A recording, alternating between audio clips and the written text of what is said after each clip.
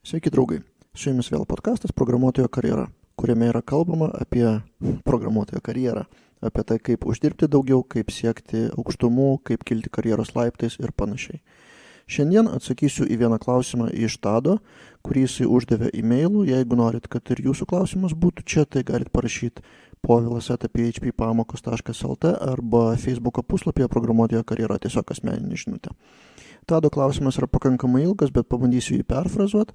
Esmė, kas yra svarbiau programuotojui, greitis darbo ar kokybė darbo, sakykime, kodo. Ir ką daryti, jeigu iš jūsų valdžia reikalauja, sakykime, ir kokybės, ir greičio. Ir jeigu jūs nespėjate, ką su tuo daryti, kaip su tuo kovoti ir kaip visą darbo dieną padaryti efektyvesnę. Taigi pradėkime nuo to, kad čia mano bus nuomonė iš tikrųjų, pagal prioritetus, kaip skirstyti visus prioritetus, tai gali jūsų nuomonė ir nesutapt. Tai jeigu turit kitokią nuomonę, prašau pirmyn į komentarus ir būtų visai malonu padiskutuoti. Bet mano nuomonė yra tokia, kad jeigu jūs gaunat užduotį, tai pirmiausia reikia sukurti minimalią versiją. Ta vadinama verslė MVP, Minimum Viable Product. Tai sakykime, jeigu jums reikia sukurti kažkokią formą užpildymui, jūs sukuriat minimalų HTML tai formai ir tos formos apdorojimą, kad tai būtų vizualiai matoma, kad tas dalykas veiktų. Bet galima pradžioje nedaryti validacijos, sakykime, kažkokių frontendo stilių galima nedaryti. Reikia padaryti kažką, ką galima parodyti, kas jau minimaliai veiktų. Tai čia praktiškai, jeigu jūs ir nespėsit kažko tai papildomą, kažkokios validacijos, pavyzdžiui, ar panašiai, jūs vis tiek, galima sakyti, padarysit funkciją, padarysit minimalų variantą. Tai visų pirma, kai gaunat užduotį, pagalvokit savo, nuo ko pradėti ir kuris būtent variantas, kurios funkcijos galėtų būti minimalios iš tos užduoties. O tada antrame etape jau žiūrit pagal laiką, kiek jūs turit likusio laiko, ar kokie yra prioritetai ir tada žiūrit pagal savo valdžios nurodymus ar vadovų nurodymus ir iš konteksto sprendžiat, kas yra svarbiau, ar greičiau deliverint, ar greičiau tiesiog paleista funkcija, ar geriau daryti viską kokybiškai ir praeiti visus validacijas, ten visus testus ir atitinkamai rezultatą paruošti, kad tikrai būtų viskas kokybiškai. Tai viskas pagal situaciją. O dabar pereikim prie antros klausimo dalies. Ką daryti, jeigu nespėjai? Ką daryti, jeigu kokybė netenkina tiek tavęs paties, tiek galbūt ir vadovų? Ir visi mes norim tobulėti, visi mes norim daryti ir greitai, ir kokybiškai, o ką daryti, jeigu nesigauna?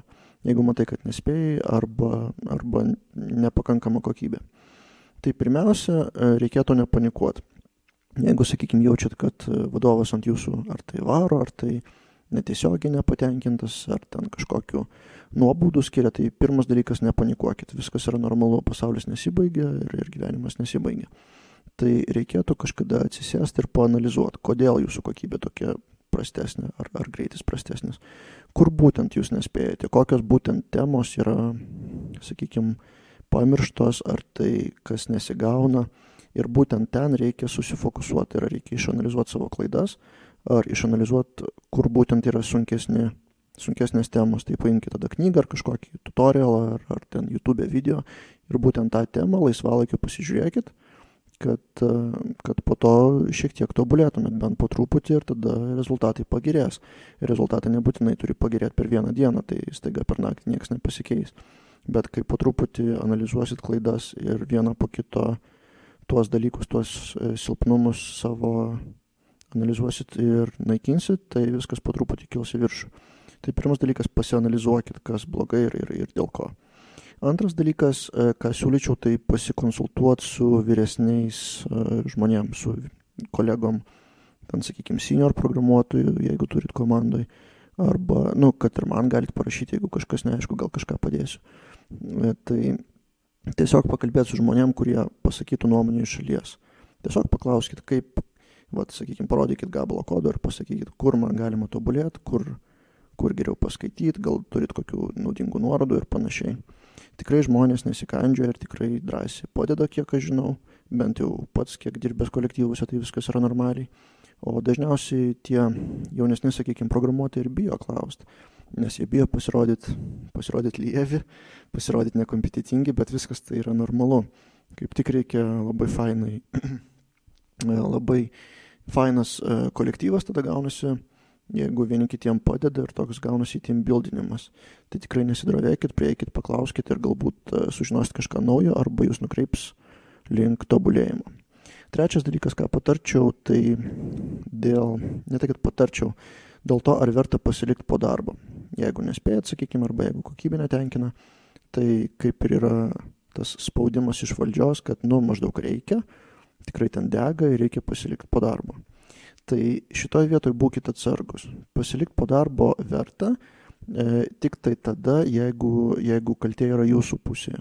Jeigu dėl savo kaltės jūs kažko nepadarėt ar nespėjot ir tikrai žinot, kad tai yra jūsų kaltė, nes jums ten trūksta žinių, sakykime, ar tiesiog ten Facebook'e užsisidėt ar kažkas tokio, tada galima pasilikti po darbo. Bet jeigu jūs pasiliksit po darbo dėl to, kad jums krauna daugiau darbų, arba dėl to, kad visi pasilieka ir man reikia, arba dėl to, kad pasirodytumėt geras prieš vadovus, tai čia labai blogas priežastis. Tada jūs nuolat pasiliksit po darbo ir visi prie to pripras, kad tai darot nemokamai, o gyvenimas trumpas, gal jūs po darbo kažką naudingiau galėtumėt nuveikti. Šiaip ten, kad ir pasimokyti to paties ar nueiti kokį renginį, konferenciją ir panašiai. Tai dėl pasilikimo po darbo labai atsargiai vertinkit, bet jeigu matot, kad jums verta pasitempti, ir jeigu ypač, sakykime, su vyresniu kokiu kolega pasidėt prie kažkokios užduoties ar pastebėt, kaip kiti dirba, tai kodėl ne variantas. Tada ketvirtas dalykas, ką noriu pasakyti, tai kad reikia žiūrėti į tolimą perspektyvą. Tai yra, kiek svarbi jums ta užduotis ir kiek svarbus jums tas darbas. Nes jeigu matote akivaizdžiai, kad jums nesigauna kažkas ir jeigu tas nesigauna tempėsi savaitės ar ten mėnesius, ir nejaučiat malonumo iš to darbo, tai gal verta pagalvoti vienas dalykas, ar jūs turite tam sugebėjimų ir polinkio būtent tam darbui. Galbūt jūs norite ten, sakykime, ne internetinius puslapius, kur to žaidimus, pavyzdžiui, programuoti, arba ten mobilias aplikacijas, arba dar kažką, arba jums projektas nepatinka, arba jums komanda nepatinka. Visokių gali būti variantų, tai susimastykit, ką verta keisti. Galbūt darbą, galbūt technologijas, galbūt verta nueit pas direktorių ir pasakyti, gal perkeltumėt mane prie kito projekto įdomesnio. Galbūt kokią kitą programavimo kalbą laisvalaikiu išmokti ir persikvalifikuoti. Gal iš viso programuoti jums nereikia, gal eisit, nežinau, keliauti po pasaulį ir blogą rašyti. Tai susimastykit, ką galima pakeisti, nes galbūt ne tame yra esmė, kad jūs nespėjate, o tame, kad jums tiesiog reikia keisti kažką gyvenime apskritai. Ir paskutinis dalykas, tai pasikartosiu šiek tiek, kad pasaulis negriūva. Jeigu jūs kažko nespėjate, tai tiesiog atlikit tuos žingsnius, kur sakiau, pabandykit pasianalizuoti, pažiūrėti, kur galite tobulėti, bet netgi jeigu jums ir nepavyks, netgi jeigu ant jūsų ten, kaip sakau, varo valdžia, tai pasaulis nesibaigia, kaip sakau. Gyvenimas nesibaigia, viskas yra tvarkoj, blogiausia, kas jums gali nutikti, tai prarasti darbą. Bet prarasti darbą tai vėlgi ne pasaulio pabaiga, galbūt rasit kitą, galbūt rasit geresnį, kur daugiau pinigų mokės arba startuosit viską iš naujo, galbūt kitoj sferoj, kitoj srity, kitam darbe. Ir pažįstu tikrai ne vieną žmogų, kuris nuo to tik tai laimėjo, kad jie atleido iš darbo, sakykime, bet po to jis rado kitą daug geresnį ir panašiai. Tai tiek minčių šiam kartui. Ačiū Tadui už klausimą ir iki susitikimo kitose podcastuose.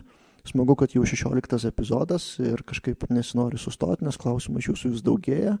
Kol kas turiu apie ką papasakoti, apie ką pakalbėti. Taip pat ir renginius savo pradėjau vesti, taigi pats tas judėjimas tas judėjimas programuotojo karjera tęsiasi toliau ir tikiuosi, kad jums vis dar įdomu ir iki susitikimo jau greitai, kažkur tai internete arba gyvai. Iki.